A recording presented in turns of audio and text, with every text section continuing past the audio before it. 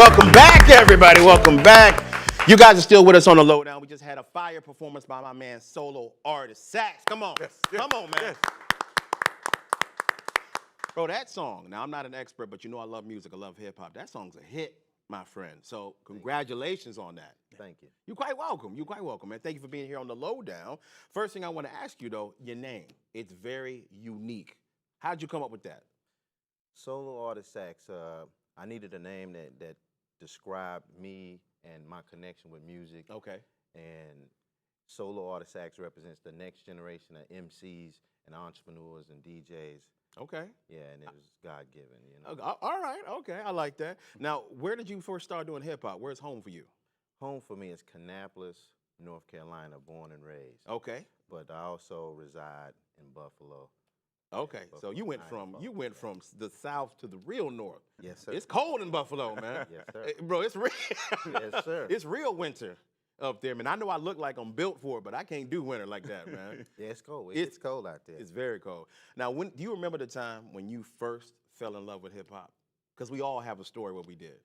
Yeah, I fell in love with hip hop at a very, very young age, and I guess it had a lot to do with listening to groups like Gang Starr, The Lost Come on, Boys, man. Come on. and guys like that. I'm a child of the 90s, so you're talking my language right now. Right. Guru, Unlimited. Yes, man. Lost Boys. Yeah, with the whole culture, breakdancing, DJing, rhyming, the Graffiti. whole, yeah, All of it. whole thing. Yeah. Gotcha. So what made you say, I want to be a part of that and I want to actually do it?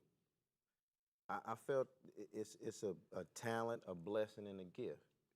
It has to be. Yeah, and that made me pursue it. Yeah.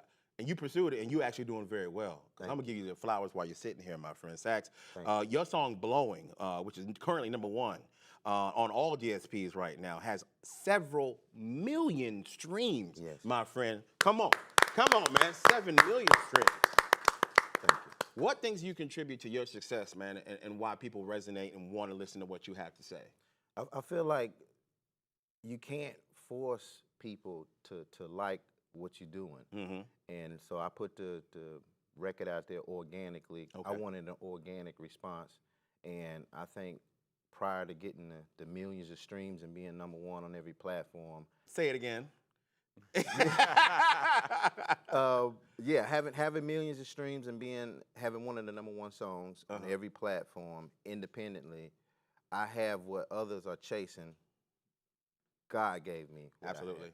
And I think what makes it organic, like you said, is you didn't go chasing a sound. You put out what you feel. You put out your sound, and people came to it. Right. You wasn't chasing anything. Right. It's real. That's why people like it. We like authentic, man. Us hip-hop fans, we just want something that's going to be original. We want it to be creative, and I think you've produced that with the music that you actually do, man. Thank you. No, you're quite welcome, and I mean that, man. Now, you have a special relationship with one of the people I grew up listening to, Mr. Cheeks. Speaking of the Lost Boys, can you explain to everybody how you know that man? Well, I got on the road at age 15 and did my first promotional tour with the Lost Boys and several other A-list artists, De La Soul, Group Home. Group Home. Onyx, Dies Effects. Yes. And the list goes on, but I met Cheeks at 15, and the way he embraced me on the stage, our rapport and our relationship went from there, and 20 years later, I signed with Mr. Cheeks, somebody I grew up. Come on, man. Yeah. Yeah, so I feel like he watched me grow. And yeah, like I said, he started Wonder Twin Records. Yes. And so we sat down and took care of the business. And I'm just thankful and appreciative to know and be with one of my mentors. Bro, stick with it because that's definitely somebody who knows what he's talking about when it comes to this business. Bro, listen to everything that man put out.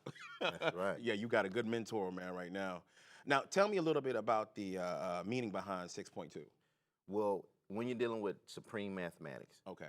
6 is equality, Yes. 2 is wisdom, Yes. 6 plus 2 is 8, and we build off that. So Oh, I love that. yeah, so that's what the company was established off of, equality and wisdom. And gotcha. And tell me about the Hippography NFT art exhibit documentary you're working on.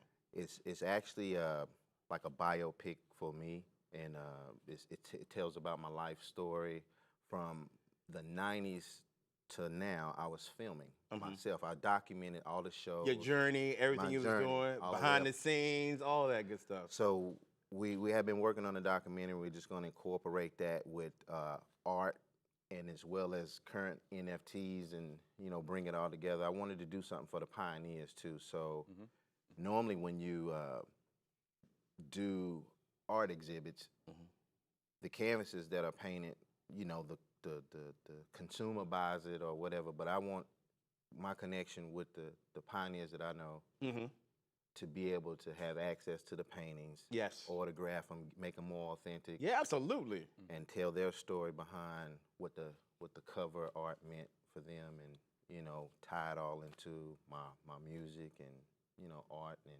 the whole fast forward of NFTs right now. You got this, man. I want to tell you something, Sax. I'm a fan of yours. I told you when we first started talking on social media, I'm a fan of what you do, and I don't want you to stop, but I want people out there watching you right now to definitely support you, follow you, whatnot. So can you please share with them your social media so they can do that? Social media on every platform is Solo Artist Sax, and that's spelled with 2 X's on every platform. There you go. Love it, man. Black excellence at its best.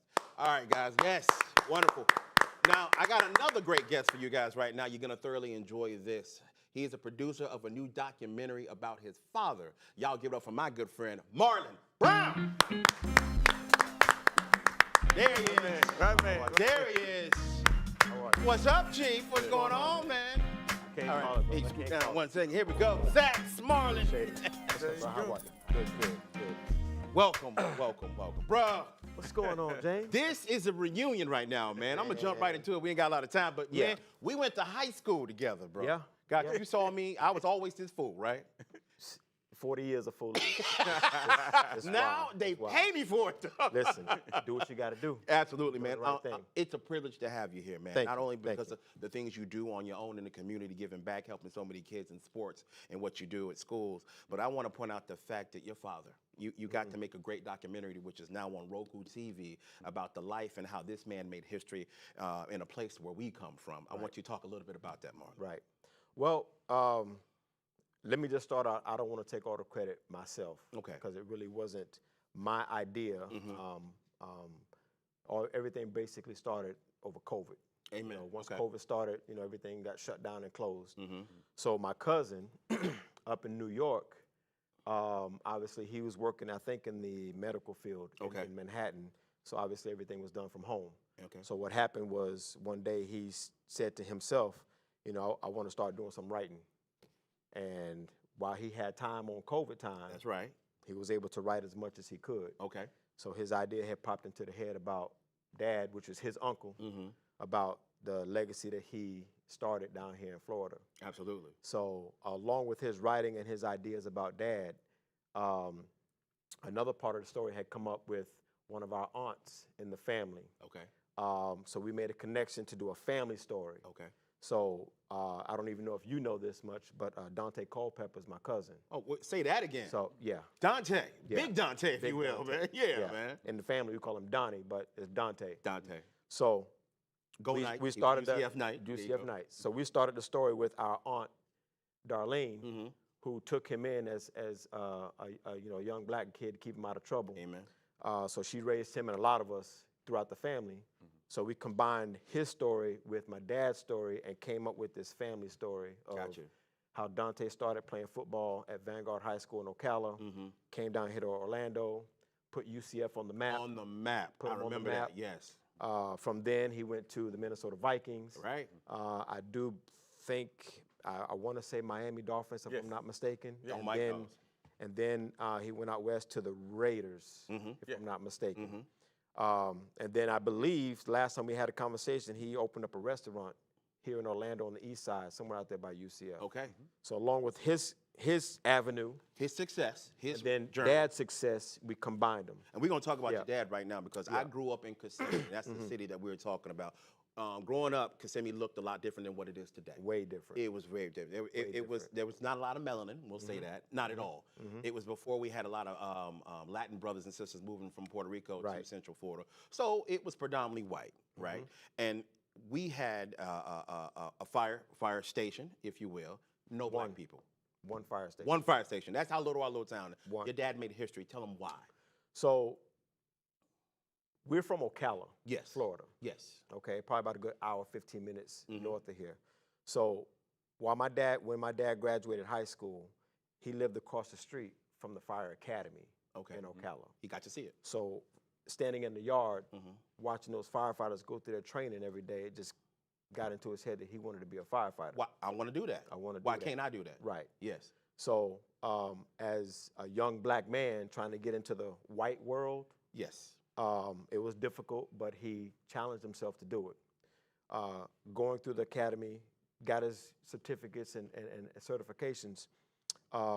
Nobody in the Ocala area would hire a black firefighter. Talk about it. This was back in, I want to say, the late 60s, Wow. whatnot. So I don't know how he got the information through to Kissimmee, but he found it, drove down here, had an interview with the fire chief, and I believe he and the fire chief had a conversation to where the fire chief wanted to inaugurate that African-American world.